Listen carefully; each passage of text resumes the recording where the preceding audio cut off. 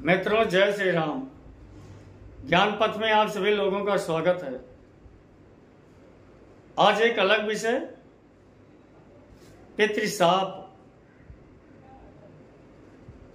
या आप उसे पितृदोष भी कह सकते हैं। पितृपक्ष चल भी रहा है, आज उसी पर चर्चा करते हैं। पराशर होरा शास्त्र में अध्याय नंबर 86 पूर्व शाप फल अध्याय के नाम से जाना जाता है। और पितरों के द्वारा जो शापित व्यक्ति रहता है, या यूं कह लें कि जिसके पितृ नाराज रहते हैं जिस व्यक्ति पर, उसी के बारे में ही चर्चा की गई। आखिर जब पितृ नाराज हों, रुष्ट हों, तब कौन सा फल करते हैं और कैसा फल करते हैं, इसी के बारे में चर्चा करते हैं।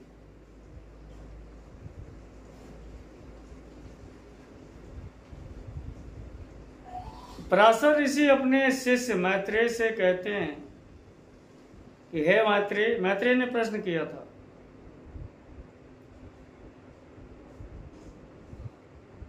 तब उसी के उत्तर में पराशर ऋषि कहते हैं, हे मैत्रेय, मैं पूर्व जन्म के किए गए पापों के कारण या पितरों के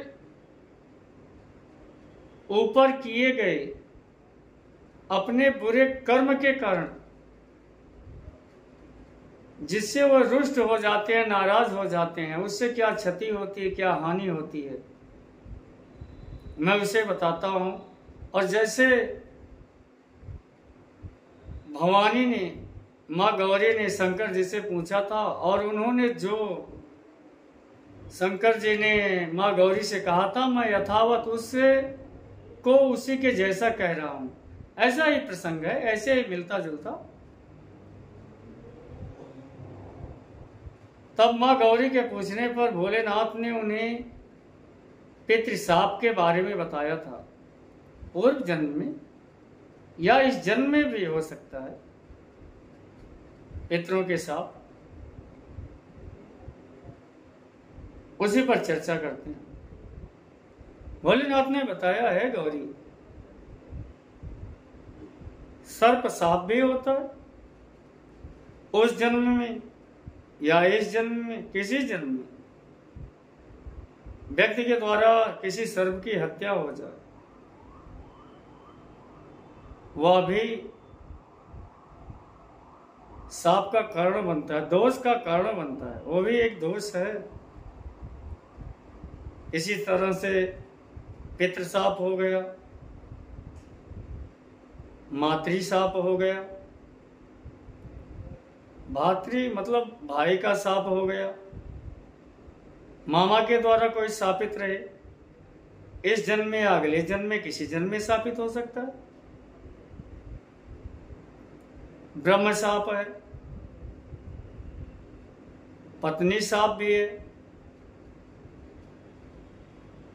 प्रेतों की भी चर्चा की गई है।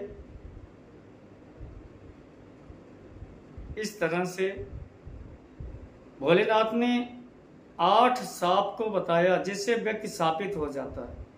पूर्व जन्म के भी हो सकते हैं, पितृपक्ष के कारण, मातृपक्ष के कारण, सर्प के कारण, भाई के कारण, मामा के कारण, पत्नी के कारण, ब्राह्मण के कारण, किसी भी कारण से व्यक्ति में शाप लग जाता है, तब उससे होता क्या है और कैसे हम जाने कि हमारे पितृ, कोई भी पितृ हो, पूर्व जन्म का हो, अपने द्वारा किए गए बुरे कर्मों के कारण दोष लग गया हो, उस पितृ का शाप हो, या इस जन्म के कारण हो, उससे क्या हानि होती है। भोलेनाथ ने कहा, जितने भी शाप हैं, व्याख्या अलग अलग है, बड़ी व्याख्या है, पूरा अध्याय ही है। इन शापों के कारण, इन दोषों के कारण संतानहीनता ही सबसे बड़ा दोष होता है। जिसमें भी पितृशाप होता है, मातृशाप, भातृशाप, सर्पशाप, ब्रह्म शाप, पत्नी शाप, प्रेत शाप, ऐसे शाप जिसकी कुंडली में होते हैं उनके संतान उत्पन्न होने में बहुत बाधा होती है या तो होते ही नहीं। शादी के 10-10, 15-15 साल, 20-20 साल बीत जाते हैं, संतान होती ही नहीं। अगर जब ऐसी परिस्थिति बनी तब समझ जाना चाहिए कि हमारी कुंडली में पितरों का शाप है, पितरों से दोष है, प्रेत से दोष है, और उसकी शांति भी करवानी चाहिए।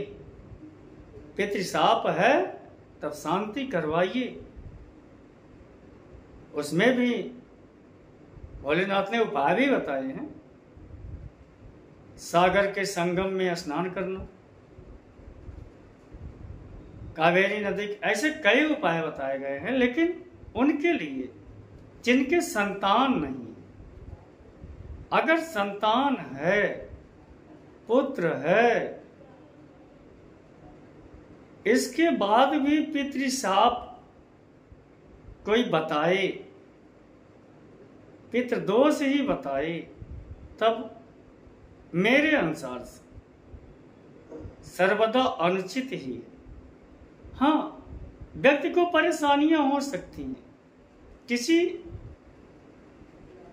अन्य कारण से, या किसी ग्रह की दशा अच्छी न चल रही हो, गोचर अच्छा न चल रहा हो,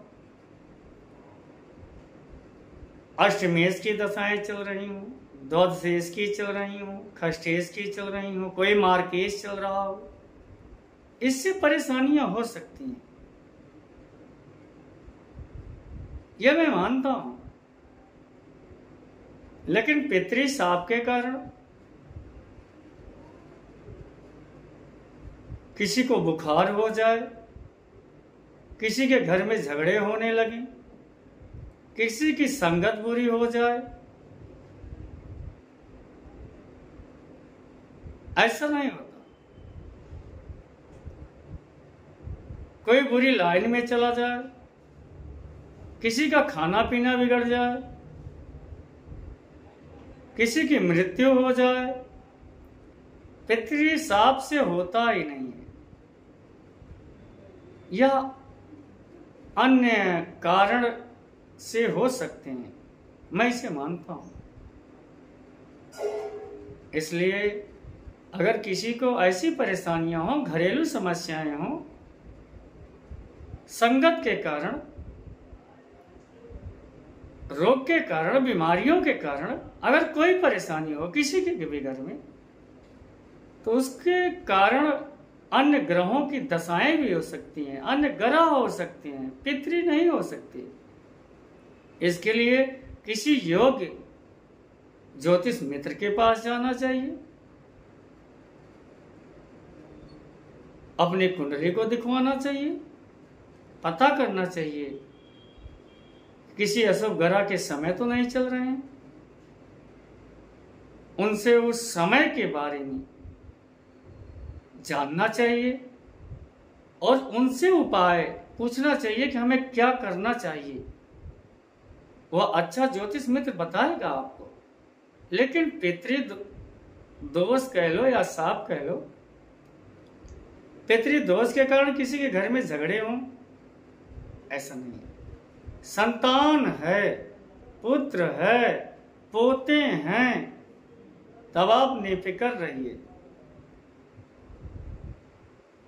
कि हमारी कुंडली में पितृ दोष है, वो प्रेत दोष हो, कोई भी दोष हो, दोष चाहे जो रहेगा, उससे संतानहीनता ही आएगी पितरों के नाम पर। अगर कोई दोष है तो नहीं है, तो अन्य कोई ग्रह उन परेशानियों का कारक है, किसी अशुभ ग्रह की दशाएं उसके कारक हैं, पितृ इसके कारक नहीं होते। इसलिए जब कोई घरेलू समस्याएं हो, कोई रोग संबंधी हो या अन्य कोई समस्या हो, तब किसी योग्य ज्योतिष मित्र से मिलो, अच्छे ज्योतिष मित्र से। वो आपको सलाह भी देगा, अच्छे उपाय भी बताएगा। पितृदोष के कारण किसी घर में लड़ाइयां नहीं होती, झगड़े नहीं होते,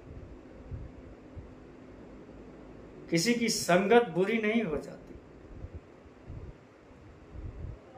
पितरों के शाप के कारण सिर्फ संतानहीनता ही अमोल चूल मूल रूप से होती ही है।